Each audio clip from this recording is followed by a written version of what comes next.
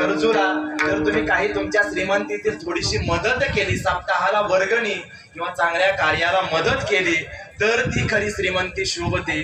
श्रीमंती शोभते महाराज ती दानानं. म्हणून श्रीमंती जरी असली तरी त्याचा गर्व नसावा. आपण सर्वजण आपण ज्ञात आहात की कितीही श्रीमंती असली तरी देखील सोबत काही नेता येत नाही. स्मशानामध्ये 2 प्रेत जळत असतात, एक प्रेत गरीबाचं आणि एक प्रेत श्रीमंताचं. दोघांनाही सोबत काहीच आणलेलं नसतं आणि मृत्यूपश्चात श्रीमंत आणि गरीब काहीच नेऊ शकत नाही. म्हणून कशासाठी आपण श्रीमंतीचा गर्व करायचा? तर जोपर्यंत आहे तोपर्यंत त्या श्रीमंतीचा किंवा त्या पैशाचा उपभोग पण घेतला पाहिजे. बरीचशी लोक अशी आढळतात की नुसतं पैसे कमवत राहतात आणि शेवटी लोकांची धन होऊन जाते. महाराज आपल्या कुटुंबामध्ये संवाद असला पाहिजे, आपल्या मुलांना चांगले संस्कार दिले पाहिजेत. बघा एका ठिकाणी प्रसंग घडला, एक म्हातारी एवढी श्रीमंत आणि तिच्याकडे एवढं सोनं आणि तिनं ते सोनं घरामध्ये त्या ठिकाणी लपवून ठेवलं. आता जुना काळ का त्यावेळेला ट्रंक आहे का पेटी का काय चोराचिलटाच्या भ्यानं कुठंतरी खड्डा घ्यायचा आणि त्याच्यामध्ये ते सोनं त्या ठिकाणी ठेवायचं. आणि तसंच तिनं कुठं सोनं ठेवलं ते तिला त्या ठिकाणी मृत्यूच्या अगोदर तिनं पोरांना मुलींना सांगितलं नाही.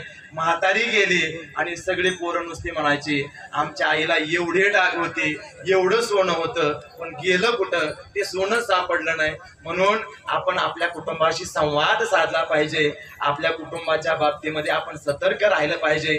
मनुष्य नुसता पैसा करून जन्म वायाला घालवायचा नाही. पैसा तर कमवा, परंतु कसा जोडून या धन उत्तम व्यवहारे उदास विचारे वेची करी. चांगल्या विचारानं चांगल्या मार्गानं पैसा कमवा आणि तो आपल्या जीवनाला त्या ठिकाणी शेवटच्या 7 पिढ्यापर्यंत टिकू शकेल.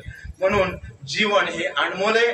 आपलं कार्य आपण अगोदर पूर्ण केलं पाहिजे. माणसानं जबाबदारी सोडायची नाही. आपली जी जबाबदारी आहे ना मुलांना शिक्षण देणं, ती जबाबदारी कुणीही सोडायची नाही. मुलांना शिक्षण दिलं पाहिजे. आणि शिक्षण हे वाघिणीचं दूध आहे आणि त्याच शिक्षणानं सावता बाबा किंवा आपले असणारे महात्मा फुले आणि सावित्रीबाई फुले त्यांना ते ओळखलं. शिक्षण हे वाघिणीचं दूध आहे आणि ते शिक्षण सर्व समाजातील स्त्रियांना मिळालं पाहिजे. यासाठी त्यांना तो अट्टहास केला. म्हणून शिक्षण हे आपल्या मुलांना दिलं पाहिजे. आपल्या मुलांना संस्कार दिले पाहिजेत. आपल्या मुलांना निर्व्यसनी बनवलं पाहिजे. आपण आपल्या कुटुंबाची जबाबदारी स्वीकारली पाहिजे. बरेचसे लोक कुटुंबाची जबाबदारी स्वीकारत नाहीत. सकाळी दूध घालायला गेला की संध्याकाळी धारलाच किटली घेऊन माघारी येते. पाठीमाग वैरण काडी घरातलं काही बघत नाही. महाराज आपल्या कौटुंबिक जबाबदारी आपण स्वीकारली पाहिजे. त्याची जबाबदारी घेतली पाहिजे. आपल्या गावामध्ये असणाऱ्या त्या ठिकाणी आपल्या गावची जबाबदारी सुद्धा आपण त्या ठिकाणी स्वीकारली पाहिजे. कुठं अनुचित प्रकार घडत असेल तर तिथं त्या पोरांना दापलं पाहिजे. 2 गोष्टी ज्ञानाच्या सांगितल्या पाहिजे आणि आपल्या धर्माच्या बाबतीत आपल्याला अभिमान असला पाहिजे. आज खऱ्या अर्थानं आपला धर्मातील सर्वच लोक, बरेचसे लोक झोपलेले जागे आहेत डोळ्यानं, परंतु धर्माच्या बाबतीमध्ये झोपलेले. परंतु विशिष्ट प्रकारच्या पद्धतीचे काही धर्म असे की ते त्यांच्या धर्माला जागेत आणि त्याच्या प्रमाणे ते त्यांचा आमचा धर्म म्हणून ते त्यांच्यासाठी एवढे त्या ठिकाणी सतर्क आहेत आणि ते आम्हाला वाटवायला बसलेत. आमच्या धर्माचं परिवर्तन करायला बसलेत. आमच्या मुलींना त्या ठिकाणी पळवून न्यायला बसलेत. लव जिहाद सारख्या घटना महाराष्ट्रामध्ये देशामध्ये घडत आहेत. तिथं आई बापाचं त्या ठिकाणी मुलींच्या वरचं लक्ष कमी होतंय. खऱ्या अर्थानं आज धर्म विचारून गोळ्या झाडल्या जातात. पुलवामा सारखी घटना काश्मीरमध्ये घडते. आपण ती सिरियस घेत नाही. परंतु आज खऱ्या अर्थानं जाग व्हायची गरज आहे. जर आपण आता जाग झालो नाही तर नंतर आपल्याला त्या ठिकाणी महाराज मुजरे घालावे लागतील किंवा वालेकुम सलाम बोलावं लागेल किंवा डोक्यावरती महाराज टोप्या येतील. म्हणून आपल्या धर्माच्या बाबतीत त्या ठिकाणी आपण जाग राहिलं पाहिजे. कारण आपला धर्म तर आपण आहोत आणि धर्माचे पालन करणे पाखंड खंडन तुकोबराया सुद्धा म्हणतात. याचे आम्हा करणे काम. आणि म्हणून आपण आपल्या धर्माच्या बाबतीत देशाच्या बाबतीत त्या ठिकाणी प्रामाणिक असलं पाहिजे. बोलण्यासारखं पुष्कळ आहे. आता फुलाची वेळ झालेली. एकदा आपण साधू संतांचं नामस्मरण. ज्ञानेश्वर माऊली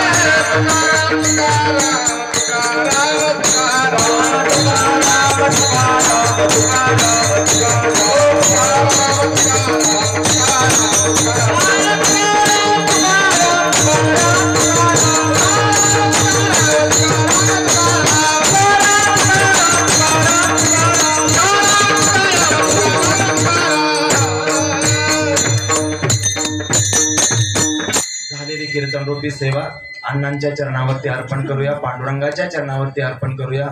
बोलता बोलता एखादा वेडावाकडा शब्द गेला असेल तो माझ्या बुद्धीचा दोष। जे काही चांगलं ते सद्गुरू नारायण महाराज यांची कृपा। सुंदर अशी साथ केलेले सर्वच दिग्गज कलाकार, आमचे सहदेव महाराज खांडे, साठेफटा, त्याचबरोबर रणजित महाराज मोरे धर्मपुरी, त्याचबरोबर आमचे सर्व टाळकरी, त्या ठिकाणी उत्तरेश्वर वारकरी, बाल वारकरी, भजनी मंडळ, विणीकरी दादा, पकवाज वादक, राम महाराज माने माढा, त्याचबरोबर सर्व त्या ठिकाणी शूटिंगवाले, श्रीराम यूट्यूब, जय श्रीराम यूट्यूब चॅनल। हे कीर्तन आपल्याला त्या ठिकाणी परत पाहायचं असेल तर या चॅनलला आपल्याला पाहता येईल। जय श्रीराम यूट्यूब चॅनल सबस्क्राईब करा आणि त्याला लाईक करा आणि हे कीर्तन परत आपल्याला ऐका येईल। सुंदर अशी साऊंड सिस्टीम, त्यांच्यामुळं माझा आवाज तुमच्या कानापर्यंत पोहोचला, त्यांना धन्यवाद। या सेवेचा योग राऊत परिवारांच्या वतीनं आला, त्या असणाऱ्या सर्व दोन्ही पुत्रांना त्या ठिकाणी धन्यवाद। आणि जाता जाता एक संदेश सांगावासा वाटतो की निर्व्यसनी जीवन मनुष्यानं जगलं पाहिजे। दुसरा संदेश आपल्या आई वडिलांना सांभाळा। तिसरा संदेश आहे आपलं आरोग्य सांभाळा। आरोग्याच्या बाबतीमध्ये आपण दुर्लक्ष करतो, आरोग्याच्या बाबतीमध्ये आपण आरोग्याकडं सकारात्मक रीतीनं पाहत नाही। आरोग्याचा आपण एखादा विमा काढला पाहिजे, आरोग्य विमा आपल्याकडे असला पाहिजे, मेडिक्लेम तरी असलं पाहिजे। मी काय विमा एजंट म्हणून इथं उभं नाही, पण महाराज होतं काय, जर विमा आपला असेल दुर्दैवानं असं होऊ नये, परंतु कुटुंबातील करता जर त्याचा विमा नाही, तो जर दगावला तर कुटुंब अगदी वनवास जीवन जगतं।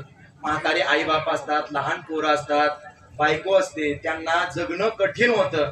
असं होऊ नये, परंतु दुर्दैवानं कुटुंबातील करता गेला आणि त्याचा जर विमा असेल तर 25-20 लाखाची मदत त्या कुटुंबाला मिळते। म्हणून आरोग्याच्या बाबतीमध्ये आपण त्या ठिकाणी सतर्क राहिलं पाहिजे। आपला विमा असणं गरजेचं आहे। चांगलं खाल्लं पाहिजे, चांगलं पिलं पाहिजे, चांगलं बोललं पाहिजे आणि चांगल्याची संगत घडली पाहिजे। निश्चितपणानं जीवन हे चांगलंच होणार आहे। आणि त्याचबरोबर आपणा सर्वांना त्या ठिकाणी विनंती आहे की आपल्या हातून देवाची, देशाची, धर्माची सेवा घडो। बोलण्यासारखं पुष्कळ आहे, पुन्हा एकदा अण्णांच्या चरणावरती सेवा समर्पित करतो। सर्वांनी उठून उभं राहायचंय। फुलाचा अभंग होईल, फुलाचा अभंग झाल्यानंतर सर्वांनी दोन मिनिट डोळे झाकून शांत उभं राहायचंय। घरातील प्रमुख व्यक्तींना विनंती आहे की फोटोच्या समोर आरतीसाठी उपस्थित राहायचे। कुंडली कवरदा बोलल्यानंतर फोटोच्या दिशेने आपण सर्वांनी पुष्पवृष्टी करायची। फुलाचा अभंग। आम्ही जातो तुम्ही कृपा सो द्यावी, आम्ही जातो तुम्ही कृपा सो द्यावी, तुम्ही कृपा सो द्यावी। सकळा संभावी विनंती मानी, सकळा संभावी विनंती मानी। वाढवेड झाला उभा पांडुरंग, वाढवेड झाला उभा पांडुरंग, वाढवेड झाला उभा पांडुरंग, वाढवेड झाला उभा पांडुरंग। वैकुंठाद्री रंग बोलावे, वैकुंठ श्रीरंग बोलावे, वैकुंठ श्रीरंग बोलावे। अंतकाळी विठो आम्हासी पावला, काळ विठो आम्हासी पावला, अंतकाळी विठो आम्हासी पावला, काळ विठो आम्हासी पावला। कोणी सहित झाला विठ्ठल, कोणी सहित झाला विठ्ठल, कोणी सहित झाला विठ्ठल। वाढवेड झाला उभा पांडुरंग, वाढवेड झाला उभा पांडुरंग, वाढवेड झाला उभा पांडुरंग, वाढवेड झाला उभा पांडुरंग। वैकुंठाद्री रंग बोलावितो, वैकुंठाद्री रंग बोलावितो। सर्वांनी 2 मिनिट डोळे झाकून श्रद्धांजलीसाठी उभं राहायचंय। कुंडली कवरदा बोलल्यानंतर फोटोच्या दिशेने पुष्पवृष्टी करायची।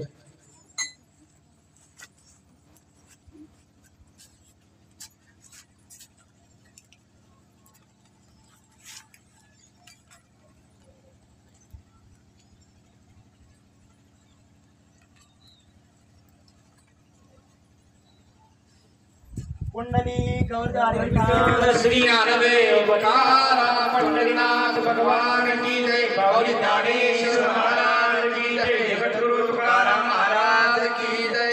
विठ्ठल जय जय विठ्ठल, विठ्ठल जय जय विठ्ठल, विठ्ठल जय जय विठ्ठल। बोली लेले पुरे लेले बाबोली बोली, कराचा तोरा तोरा तुम्ही, आनाई उच्चारिना कराचा तोरा तोरा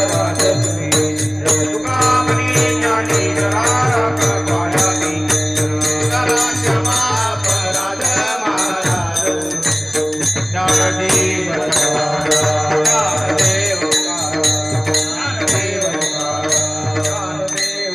योगे 28 विदेवारी गोपा मांगी रूपाई दिव्य शोभा पुंडलिका देवी की ब्रह्माली चरणी वाहे देवाउतरी जगा जय देव जय पांडुरंगा रूपाई वल्लभ राईचा वल्लभ पाले दुर्गा जय देव तुलसी माला पटोया पटी कासे पितांबर कस्तुरलादी देवसुर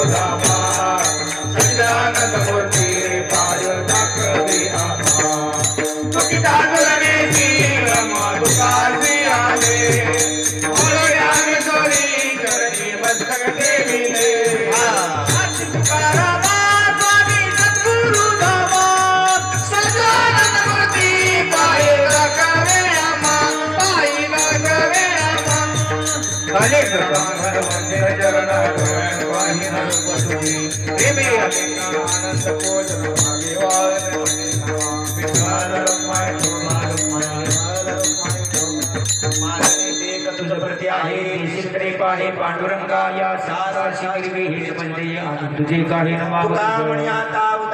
होई म्हणजे विपाई सत्ताची या सत्ताची गिरवी हेच म्हणजे आणि तुझी काही मागं तुझ ज्ञानदेव